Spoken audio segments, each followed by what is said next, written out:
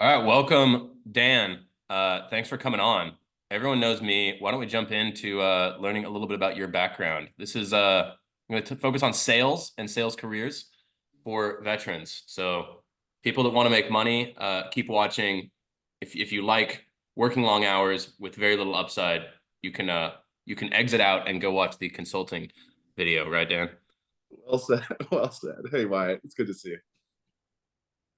So yeah, would love to hear kind of what's your background. You're obviously a veteran yourself. How'd you get to where you're at today, and where are you at today? That's kind of an interesting story too. Yeah, good question.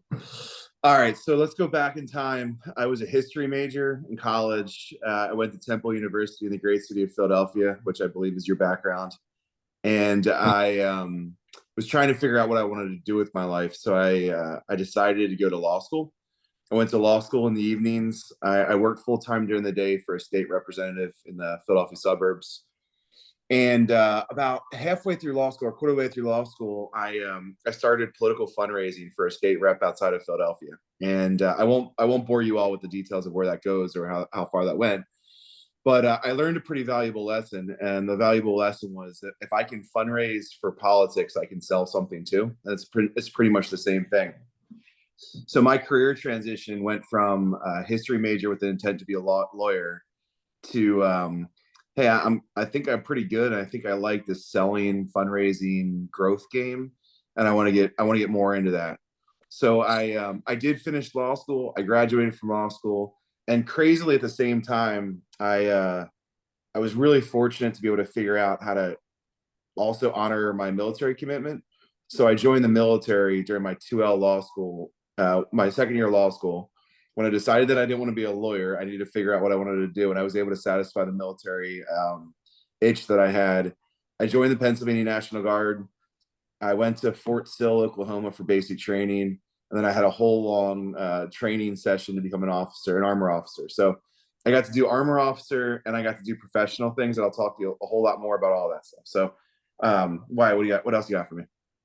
Yeah. So how did you decide to get into sales as a man of the law, right? Because I'm sure the thought of just going and working at a firm, becoming Yeah, partner, you can make money that way, right? There's plenty of people yeah, that have nice houses that are in law firms. yeah. Why are you not?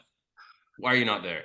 Yeah, so I've been like the man of fortunate circumstances and more importantly, fortunate relationships. And so the original reason I wanted to be a lawyer was my baseball coach when I was a kid was an attorney, and he did exceptionally well for himself. And so he's in the Philadelphia area. He was kind of my inspiration for wanting to be a lawyer, and he made a comment that rings true today, and it continues to ring even truer and truer. He goes, "Hey, Danny, there's a lot of people that can do the law. There's only a few people that can sell it. Stay in the sell it side of the law, and you'll make a lot more money than people who can do the law." And so I I took that to heart. And so like when I was thinking about being a lawyer, I wanted to be in the sell it side of law, which is you bring in new clients, you bring in new relationships, you build your business that way. Um, when I came home from basic training in September of 2011, I went back to working and went back to finish law school. And I met a few people at a bar outside of Philadelphia, and we got to talking about things. And that meeting at that bar turned into a interview, and that interview turned into me moving to Northern Virginia to work for one of the world's leading technology research companies, enterprise software, enterprise technology called Gartner. And so when I was finishing up basic training, finishing up law school, I just like had this really fortunate opportunity to meet some people in a completely random encounter, and that's how I got into professional sales. It wasn't deliberate. I knew that I was probably going to follow the revenue path, whether it was in law or someplace else, but that was a specific good fortune for me. Yeah. So just for followers, so you talk about enterprise for followers that are listening. Enterprise just means you're selling to large companies, right? You're not selling boxed goods to an individual person. You're selling large contracts to big companies, um, and it's a professional sales cycle. I mean, Yeah, this is not cold calling one person and then closing no, the sale that day. What is like the day to day of someone and of a salesperson, and where did you start, right? Were you Yeah, sourcing? Were you closing?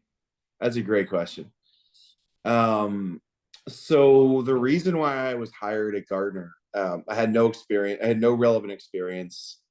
I had never sold to enterprise, I had never sold to corporate, and I went from never having sold anything to a senior account executive job in a year. And how, like, why, like, what did that path look like? And yeah, where do you start in sales? And then, you talk about Yeah, account executives, yeah. that someone So that it's closing I'll, deals. yeah. So I'll tell you that. So here's the deal. Like when I went to my first interview, I didn't even know what a sales cycle. I didn't even know what the concept of a sales cycle was.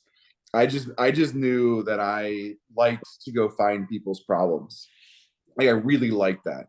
I liked wherever I'm at, I've always liked to figure out what is the problem, how might we solve it, what does it look like to solve the problem, and more importantly, like what value does that problem solving provide to you or your organization. Like I really care about that, and that's what sales.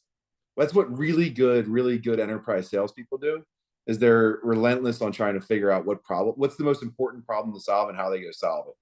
So like that's what salespeople do, and then you wrap that around a sales process. So I hope I'm answering the question you're asking, but Yeah, it's absolutely. like Yeah. we make all this we overcomplicate things that should be relatively straightforward, right? What is the hardest Right. problem that I can go solve? How do I go solve that problem? And then how do I get paid correspondingly for solving that problem? Right. That's what the job of a professional salesperson is to do. You're almost the one of my really good friends, a VP of sales at a B2B tech company, business to business, right? To again, elaborate on the acronym. So they sell to businesses, enterprise accounts. And he says like the biggest role of a salesperson is to consult. He's like, honestly, you need to be able to show your client, you know, that it's not just charisma. It's not just going in, slapping backs. And he actually points out that like relationship salespeople often don't do the best, that you have to be able to really understand the business, sit down with someone, gain their trust and explain like, hey, I understand your business. This is how it's going to help. The relationship is key, but if you just go in there and expect your friendship to win a deal, it's like that pursuit of the pursuit of happiness movie with Will Smith, where he's in the box with the guy and they're like, we're not giving you our money. We just think you're a cool guy. Um, so what what did you do, kind of to like get that promotion? Could to go from were you kind of like a BDR or like someone that No, was sourcing? I was brought in right as an account executive. So Okay, so you entered as an account executive, and yeah, so yeah, good. a lot of people, will enter in, industry terms vary, but BDR, SDR, sales development rep, business development rep, those are people that are finding, they're cold calling, they're reaching out to people on LinkedIn, Sales Navigator. There's many tactics. They'll hand those leads up to an account executive, kind of learn the industry, learn the pain points. Not that account executives don't self-source their own deals, but what was your day-to-day like as an account executive? What did your job actually look like? Maybe hours worked, what does that lifestyle look like? Yeah, I'm gonna answer that two different ways because I think it gets to the heart of the first question. So um sales is fun, it's interesting. One of I had a great first manager, which really matters too. So like of all the things you do, make sure you find a really phenomenal first boss, especially in sales. Like you need a good first boss because they'll set a lot of the good habits for you over time. And Mark and Todd, they were two of the very best, and I still use all of the habits that I created under them, like in everywhere that I Mhm. go and in everything that I do. So like those two guys kind of set the path for my professional sales career. I remember Mark writing in my very first Christmas card, or at least my holiday card at the end of my first year. He goes, "It's something about truly astounding to see your development as a true sales professional." And up until that point, like I thought that I was just moonlighting as a sales guy for a few years before I went and did something real, like consult or be a lawyer or be a Yeah, no banker. one, no one ever thinks of people outside of the sales industry never think of sales as No, being a profession and B, something that can have long-term wealth, right? yeah, and not only that, but it's a noble profession. Nothing happens until a salesperson sells something. Everything else, like until a sale is done, no work should follow. Yeah. So like, so yeah, it's a noble profession. Most of your unbelievable entrepreneurs are salespeople plus one. What I mean by that is they're salespeople. They have a revenue orientation to them, and they also have one other skill set that's really exceptional. So they're either sales and finance, or sales and engineering, or sales and operations. But as your career develops, you've got to be sales plus something else, or something else plus sales. Like, it's just the only way your career gets developed. But I digress. Originally, sales is, it's cyclical, and it's also at the enterprise level. Sales is cyclical, and it's an always on job. I don't think I've ever taken a vacation where I didn't respond to something that was revenue generating, because it's like there's times where I was an armor officer. I got to work with infantry guys. Like, I know the combat arm stuff. Like, there's times where you're not doing a lot, but you still got to be aware. And then there's times where you're doing a whole hell of a lot, and you got to do more, and like you got to be prepared for that, right? So like the analogy of a great account executive is you got to know what's on the board with you at all times. You got to know what your tempo looks like and when you've got to go. And more importantly, you got to have great timing. So a sales cycle starts with a discovery call. What it really starts with, though, is trying to figure out what a real lead is. And there's a tremendous amount of research that goes into that. So like, whether you're a BDR, SDR, ADR, whatever the expression is, the very best ones have to do some research to know why they're talking to somebody in the first place. And that just starts the process of a sales cycle. So I have to know the name of the organization. I have to know what business they're in. Google keeps on doing the thumbs up. I know, it's funny. I got to Yeah, do. so I got to know all the things about somebody that I reach out to, especially on the enterprise level. You don't have 2,000 people to reach out to. You might have 20 relevant people in an organization. So you better know who you're going to reach out to and what you're going to talk to them about ahead of reaching out to them. And then you've got to do your research to build out, hey, why does this organization care about us in the first place?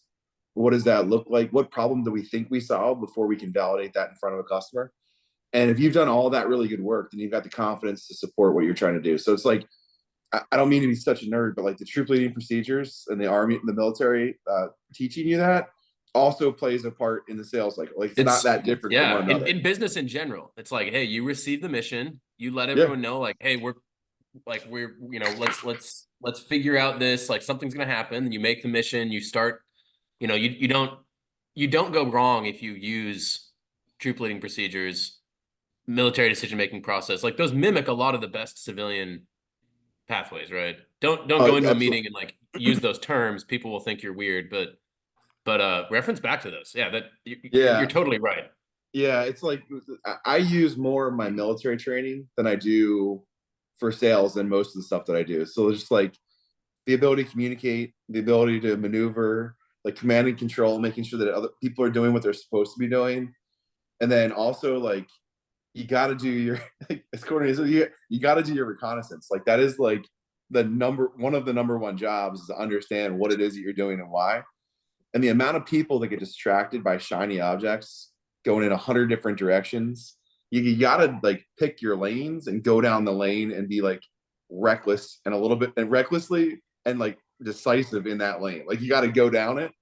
And most people try to do too many different things. Like, that's part of the problem with this. And in enterprise sales, you can't do too many things. You've got to figure out whose job is what and then go down a lane. And like, that's just like the principles of the offense, right? Like, you got to pick a direction, you got to go, and you got to go down like audaciously. You can't be tame about it.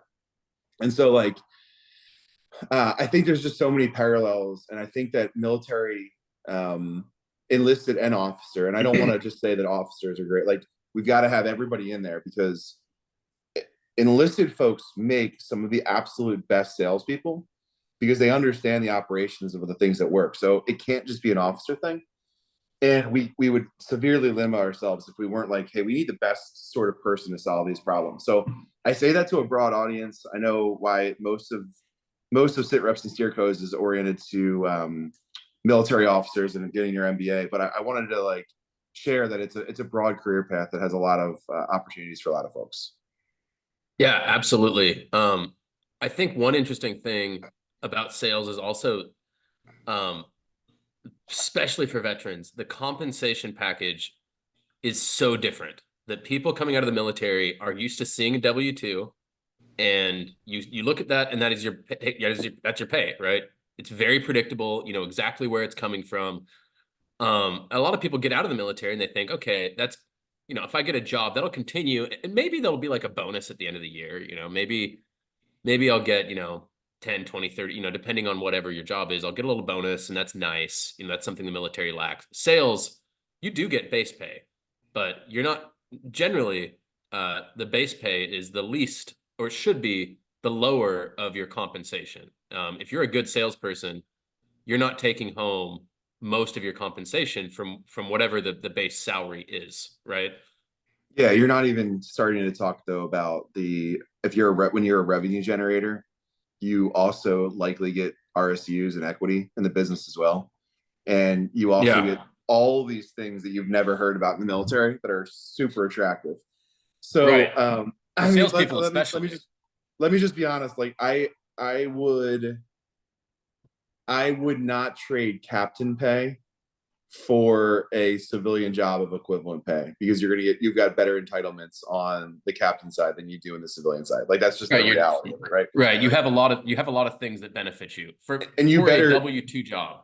Yeah. yeah, and you better understand all the things that go into the W-2 job that you have to pay for outside of what you're not getting provided for Right. in your captain Health side. Like insurance, your BAAs, your yeah, tax benefit. Yeah. but there's no way that I wouldn't be a salesperson. I've been in the fortunate position where I've paid more in taxes than most people make in a year. Like, and that's not a great comment to make, but like it means that you've done really well.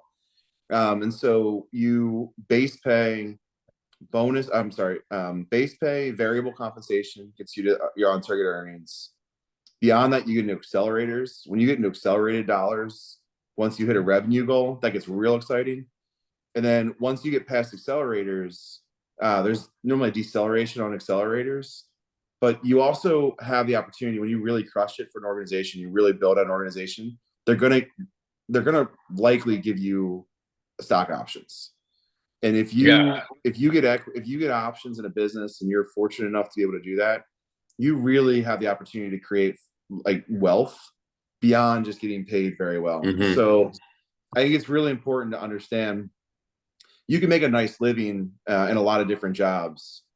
You can make a really nice legacy and a really nice wealth by generating revenue for businesses. And it's super important to understand that. Like, and that I think is unique for folks that are coming out of the military. Like, they're used to compensation in a W-2 standard way, but there's a whole other world of compensation that is open to people that understand how to generate revenue and how to grow a business. Yeah. I mean, I see. I was at an internship this past summer doing kind of some sales operations stuff, which is another reason that I think that vets are great at sales, whether that's in sales ops or an actual quota carrying role like you've had, right? Quota carrying meaning you're the person going out and actually selling. Um, it's a mission with a very defined end state. Victory is clear, and you're held to account in a very objective way. You either make quota or you do not. There is no substitute for victory, right? But I would see that, that you come in and the salaries are fine. I mean, if you're a good account executive, you have a few years, you'll have a salary that makes things predictable, right? Because you'll have a down month, you'll have up months. Your salary and your pay will be a little bit, lumpier, so to speak, than a consistent month over month, right? Every month you get this much. Because your deals are going to be closing at irregular intervals, right? Every month is not going to have the same amount of deals. That said, the salaries for people were anywhere, for account executives might be might be $150,000 a year, which is good. But man, the commission checks that I would see come in for some of the account executives were frankly kind of mind blowing. I mean, these were $500,000 a year, $1 million a year commission checks. Obviously, you get it when your deal closes. It's not like you're rewarded as some bonus. It's pretty defined. Hey, I get 12%, I get 20, depending on the company, right? 12% of the deal, 20% of the deal. But I mean, I was seeing guys that were 28 years old coming from state universities, um, like you said, doing roles that had a very clearly defined professional, rhythm. They were good at what they did and they were tenacious at it. And they were making more than I mean, you talk about people that are making a lot in the civilian world. These sales guys were just crushing it. Yeah. So when I was younger, my ambition told me that I wanted the biggest title that I wanted in every organization I wanted to go to. I was like, you know what? I'm not going to settle until I'm the CEO or whatever. You name the big title that you strive for.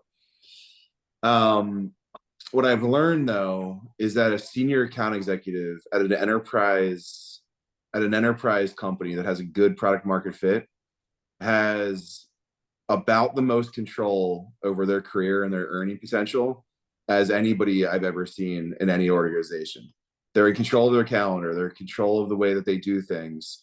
Yeah, they've got to report to their bosses about what they are in the sales cycle, but there's a tremendous amount of independence that comes with being a great salesperson. And you don't have to manage a lot of people to make a W-2 that's $1 million a year, which is really good. Which is, and And that's, and you say $1 million a year. I mean, that's, as far as I've seen, like looking over a few businesses, that's not like out of the realm if you are an above average performer in sales. no, you've got to be exceptional. Well, so a couple of things about that. Like to make a W-2 as $1 million a year, you got to have a company that can support that. You have to have an enterprise solution. You've got to have good product market fit, and your quota and your comp plan have to be aligned. Right. So like there's a lot of and if you're And you lucky have and to you're be good. You yeah, have to be a killer, right? yeah, I yeah, mean, yeah, that's yeah, why I yeah, emphasize above average. yeah, yeah, This yeah, is yeah. not You got to. everyone. That's true, but you're not going to walk into a. So yes, it's very true, and I've been very fortunate to be around that for the last several years.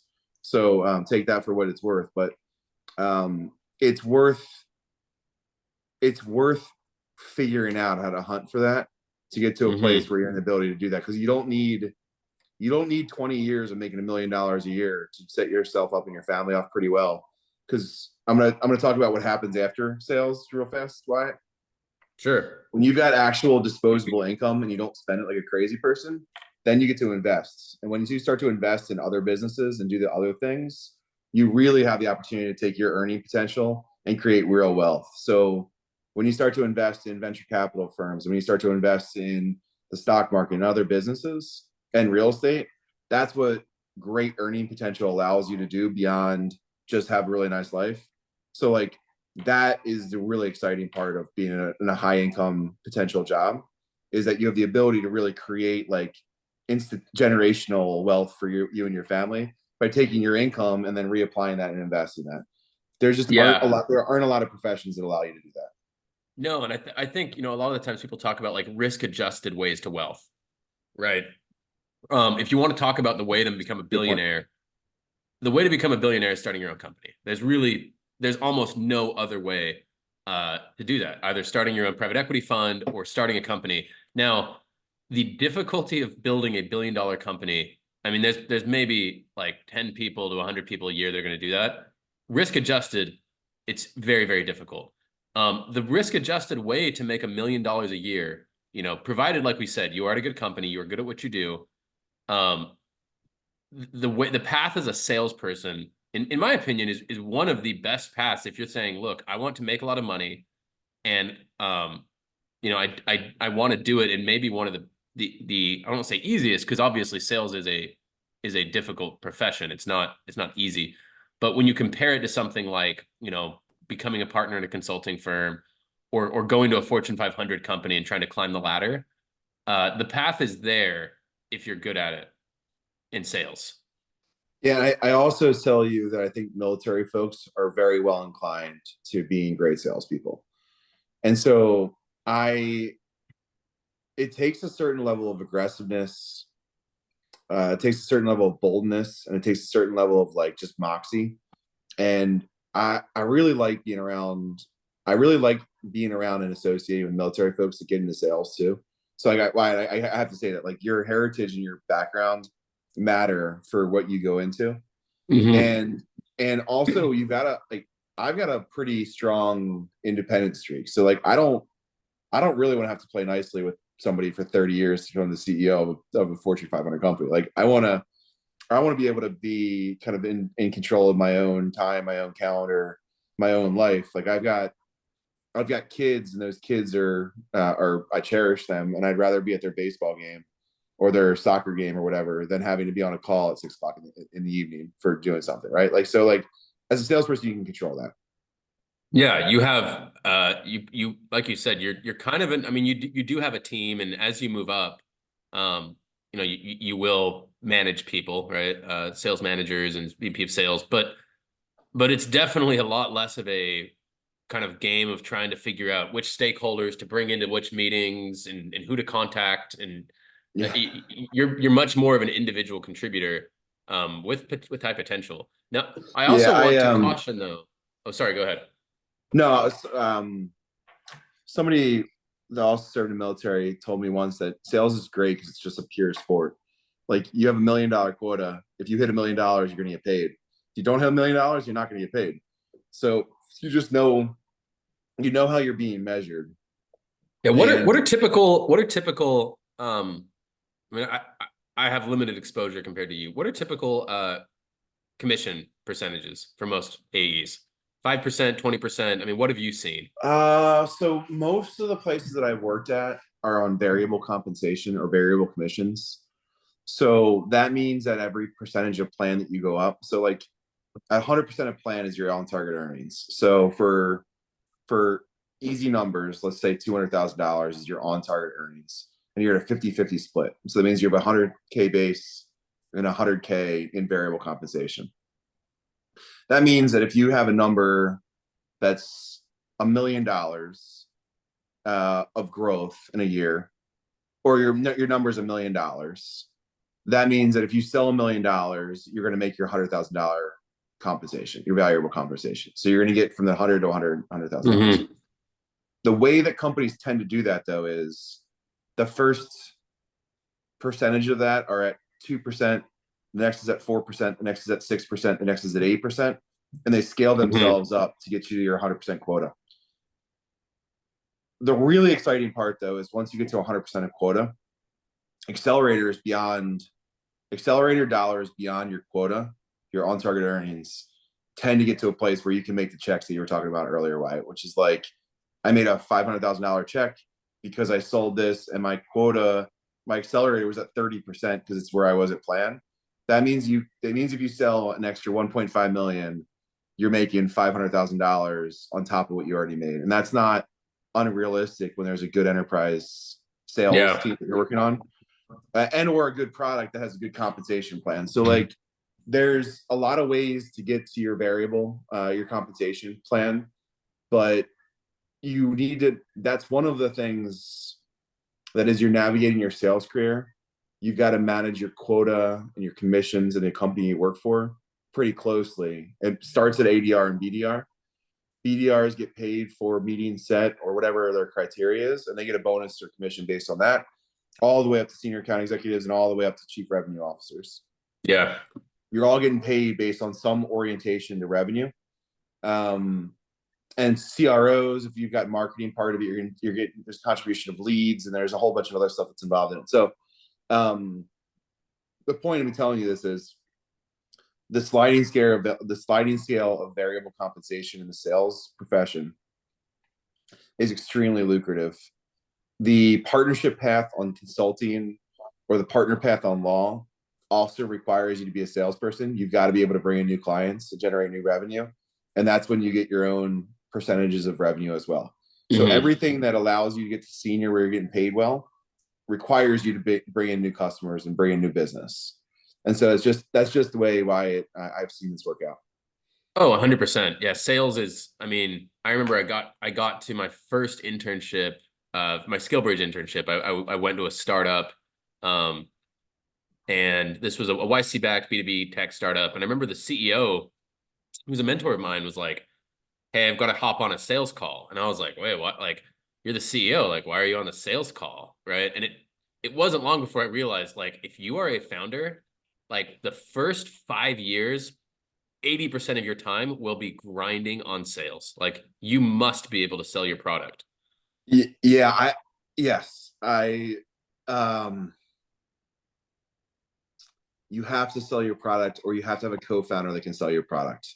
There has to be, you've got to figure out if you're not inclined to sales, you have to partner with somebody that can. and that's a different conversation for a different day. Sure. But But but it's the sale. Like learning the sales skill is not, like you said earlier, people kind of have this like idea that it's like, oh, I'll go learn sales. But that's not a profession, right? That's not a career. Not understanding like every professional skill you have as a strategy, working in a strategy group at a company, working in an operations group, like you have to understand how businesses work. You have to be able to speak eloquently, efficiently, and be conversant in whatever industry you're working with, or you will not sell. what's the point of a strategy besides grow a business or reduce, like there's like the purpose of this, we tend to make things really complex. Businesses don't care about a lot of different things. They care about shareholder value, they care about growing, they care about mitigating their risk, and they care about trying to figure out how to make their constituents money and deliver a product or service. That's pretty much what they care about. How they do that is a whole different story, based on their operations, logistics, the history, acquisitions, divestitures, all those other things. But at the end of the day, you have the principal purpose of a business is to create a good or product to sell to another company or person that needs that good or product. Yeah. So at the core of what we do as a civilization, our job is to exchange goods and services. And Yeah. I mean, so and so you that's a talk about a sales job. startup. Yeah, you talk Yeah. about a startup and people will say like, until it's like a series B or C startup and you eventually do need people that can manage operations, that can design systems that do those things. But like the first like 5 years of a startup, people will say like, unless you can build, so like a developer or a product engineer, or you can sell, there's no spot for you. Like there are builders and there are sellers, and there's not really much else. And at the core of a business, like everything else either supports building or like you said, selling. If you can't sell a product, there's no business, right? Well, I would also argue that your salespeople are your greatest product managers as well. Like, and I don't mean that like Mhm. directly. Like, there's nothing more important than going out and hearing no's and objections from clients as to why your product isn't going to work for them. Like, you got to have, what's the Gladwell thing? You got to have 10,000 cracks at it. You got to try something 10,000 Yeah. times to figure out what it is. Like, my advice to anybody that ever wants to do anything is just execute relentlessly. Like, go out and execute. Go out and figure out why your product isn't selling, and go and figure out why somebody would want to buy your product in the first place. Like, go out and do it. And that just requires you to have the courage to go out and do it. I also do want to caution though. Obviously, we've been very optimistic here. I've tried to emphasize like, hey, this is a high upside in sales is for high performers. Um, it's not a job that you just show up and it's like, hey Dan, I'm here to sell your product, and you go out and you make $1 million. Who like there are definitely things about sales that are very difficult that can grind you down. Um, what are the things that people should be aware of that maybe like, being self-aware is important in a career, right? Yeah. If people have certain traits, maybe they wouldn't be good salespeople. What about sales should someone look at and be like, you know what? Maybe I shouldn't do that career path. Like maybe I should look at something else. It's a great question. Um, that's a great question. And I have to think about the answer real fast. I'll tell you that there isn't a year that I've had where I get my quota that I don't have anxiety about how I hit that quota. Like, there isn't been a single year that I've been doing this for 15 years now. Um, and every year I've gotten a quota, and that quota has generally gone up Mhm. as you get more senior. Your quota generally goes up, and Well, if you people could, are right, asking. if you hit 150% of Yeah, your quota, your employer is going to yeah, say, I'm going to make it a little harder because I'm not going yeah, to yeah, keep yeah, giving you free money, right? yeah, yeah, yeah. Yeah. So you have got to be comfortable with change if you're going to be a successful salesperson. You There are jobs where you are required to keep things going as they are. That's an operations job, or creating a business and creating predictability. That is an absolute requirement for organizations. As a professional salesperson, you've got to be you've got to understand and be comfortable with the fact that you've got change and that you've got some risk. And there are not a lot of places to hide in sales. You either hit your number or you don't, or you're on path to hit your number or you're not. And you've got to be comfortable knowing and owning that reality. And for a lot of people, for many people, they feel that's hard for them to do. It's hard for them to accept. But for those people that aren't that are comfortable with that, like I change jobs every 3 years. Like I go through a system where I generally get into a territory, do well, grow, go to the next place. And I've become pretty comfortable that every job that I'm in is a 2 or 3 year job. So I'm not looking for a 20-year job. I'm looking for a 2 or 3 year job. And then I'm looking for the next promotion or the next opportunity to go make money. And I set the expectation with people that I work with and work for me and I work for, that you're not getting me for 20 years in one job where I slowly advance up this way. You've got to be comfortable with change, and you got to be comfortable accepting the fact that you are a change agent. That is what the job is of a salesperson, is to create an effect for somebody else to act. That's what salespeople do. Yeah. And so if you're not comfortable with that, which is completely fine, like the world needs people that can keep things operating and do the work. Like we need that. And we absolutely, salespeople need to know that they need that as well. And so if that's not your game, then sales might not be it. But I will always tell you that you should be on the revenue or the growth side of a business. Like you've got to contribute something to the growth or efficiency of the business. And if you're not doing that, you have to be really concerned about it. So Yeah. if you're an That's when layoffs happen. Yeah. Especially when capital gets more expensive and people are questioning why we have this job or that job. So you've got to orient yourself, and your metrics have to be like, if you're HR, you are reducing risk and you are hiring the best talents the organization can grow. If you are finance, you are figuring out how to efficiently allocate capital to grow the business better and better. If you are sales, you're growing the business by revenue. If you're the CEO, you're the head salesperson of the organization, and you're the leading person of that organization. If your operations, you better be able to point to the dollars that you've saved or grown, right? So or the agility to enter a new market because you operate so efficiently that exactly. you can go do that. Those are things that are all super important. And I know most people are hearing the news about interest rates and the cost of capital. Like over 20 years, when capital was damn near zero, like you could get away with just raising money through everything. But now VCs and everybody's looking for growth, like actual real revenue growth. Yeah, and profitability on top of that too. I mean, so you used to be able to just sell, right? So again, like if you're ops, if you're another piece of the business, you better be able to say, look, yeah, I've entered a new market, I've enabled this, and like I can point to dollars, right? It's not this like, I don't know, like I made a strategy that maybe pays off in a few years, or like you better be able to say, look, my ideas, my operations have saved us this much, have increased profitability, or have grown our top line, right? Like we talked top line, bottom line, top line revenue, bottom line profitability.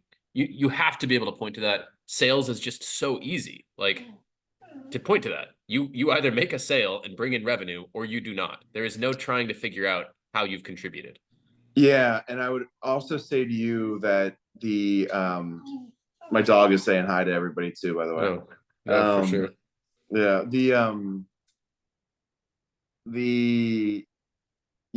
you can't escape a bad number either, right? Like so, No.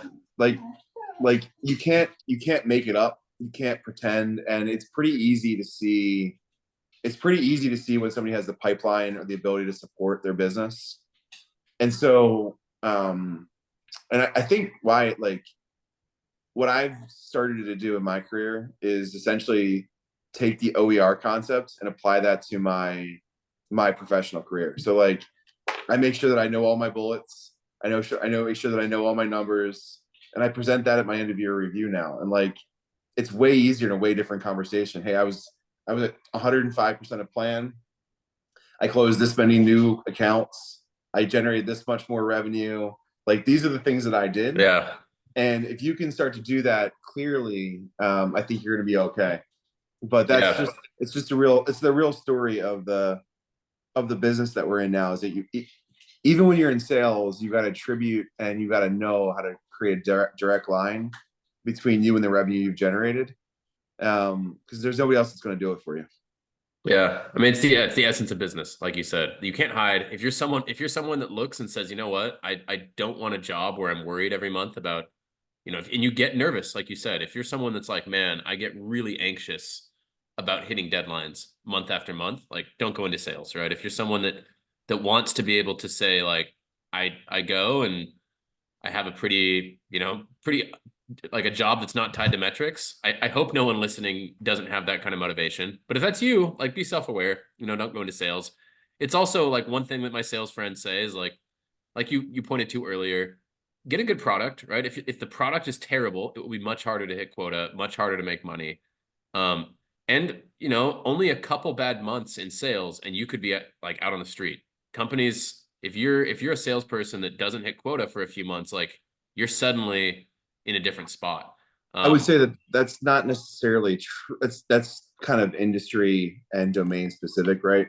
So if you're selling $50 million contracts and you're selling one of them a year or two of them a year, that's true, yeah. so I just want to make sure. I want to like say Yes, and that that will vary, right? Yeah, because some yeah, people your sales cycle is one client per year. yeah, and enterprise software, it's 18 months. So when we start to think about expectations, like there are you're going to do the job, right? And you're going to do business, and management's going to know whether or not you're doing the behaviors that are right. And you got to start showing results sooner rather than later. But like a federal sales cycle, selling to the federal government, is 18 to 24 months. A commercial enterprise sales cycle is 12 to 18 months.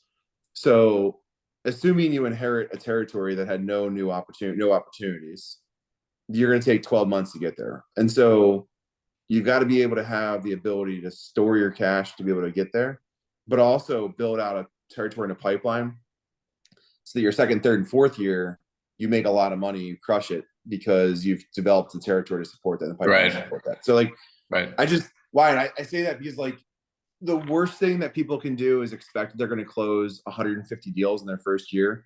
If the nature of your business is to sell 3 deals at $20 million a Well, deal, you can do 150 deals. You better just go work for a company that sells small dollar. that's Like right. there are B2B softwares that sell $10,000, $20,000 products to small businesses. Um, Conversely, like I warned earlier, if you're someone that has 100, your quota is 100 products per year, like 8 per month. If you have a down month or two, like you're going to get on a pip and you could be looking for a new job in like 2 to 3 months because you have to rapidly operate and still build pipeline, like still have that entrepreneurial spirit where you're building a business unit. Totally agree. So there's just different sorts of, and you got to know your personality, right? Like I'm an enterprise strategic seller. That's what I like to do. So I'm used to having at most 20 transactions in a year and up to a $500 million. Like I expect to deliver millions of dollars, 7 and 8 figure contracts, but doing it a couple times a year as opposed to the transactional way that the volume transactional way you talked about. Right. So Right. that's another thing. Like as your audience is talking about, like are you a person that likes to score a lot of baskets? Like, do you need to see the ball through the hoop all the time? Are you comfortable like maybe scoring once every, like, I don't know, 6 months? Like, are you still Yeah. cool with that? Like, that's just the way that the game works because it's like you're going to need to be different sorts of people. And when you're starting to go through the process, they're going to ask you if you're a hunter or a farmer. They're going to ask you like these different sorts of personality types. If you're comfortable generating new business and new logos and new business, you're a hunter. And if you're an account manager, which means that you really like to grow accounts and existing accounts, that means you're more of a Hmm. farmer. Yeah. You're both salespeople. It's just a matter of what sort of role that you want to go into. That's a whole Yeah. different conversation for a different day. But yeah, there's a whole lot of different paths. Yeah. Well, before we end up, just if someone's listening and they say, I want to be, I want to figure out how to get into sales, what would you recommend to someone that's coming out of the military that thinks I want to be in sales, right? They might not know, uh, exactly how to do it. And the worst way to do it is probably just to like, spam LinkedIn ads because no one will, that will not work. How should you go about looking for sales roles and figuring out if those are for you? What would you recommend? Um, if you're coming out of the military and you're looking for a sales role, I would start in the branch that I supported, and I would go network into that branch. I'd go figure out why, like, if you went to ROTC or you went to officer school or you went to one of the academies, I would network through those academies or those Mm. places up through people that have graduated the same path you on. I would also go find people that you look up to in whatever service component you served in. So if you were in the Army, I would go find 20 Army people and I'd go try to have conversations with them just to figure out what they've done. Yeah. And I would use my DoD military network to the best that I could, because those, at least speaking for myself, I want to take care of my brothers and sisters. Like I want to make sure that Yeah. they're taken care of. People will give you free advice. Yeah, and that's different than some other person, some random person coming to me. Like I probably won't, but like if somebody says that, hey, I served here and like I'm trying to figure out how to become a salesperson, I will give them 15, 20 minutes just to be like, hey, I'm happy to help. And if I can connect you to 10 people or 5 people or one person, I'm happy to do that too. Yeah. I also think, and I don't think this for everybody, but I think this is important. People coming out of the military really, really, really should go to MBAs or be on the pathway to thinking about like, how do I transition from the military brain to the business brain? And Mm-hmm. how do I get myself that transition period to go through it? And I think that like the end of your service, whether it's 4 years or 6 years, 8 years, 10, 12, however many years it is, 20, you got a pretty incredible built-in system with the GI Bill and all the other things. So like, It's take so it, cheap. They yeah, pay you to they pay you yeah, to take a break, right? And learn. Like, take your 2 years, do your thing, go to the best school you possibly can go to, build out your network, establish who you want to be. That's not in uniform. You're 26 to 30, 26 to 32. Go figure out what that next phase of your career looks like and yeah.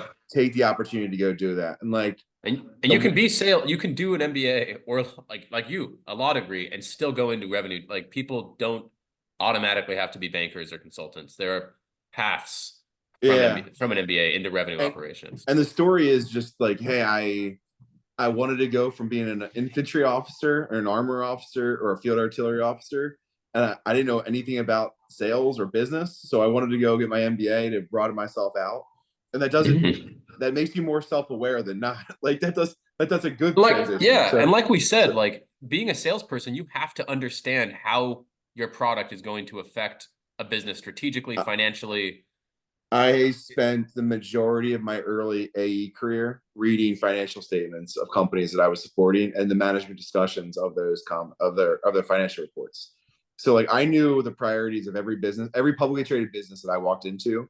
I knew the priorities of that business.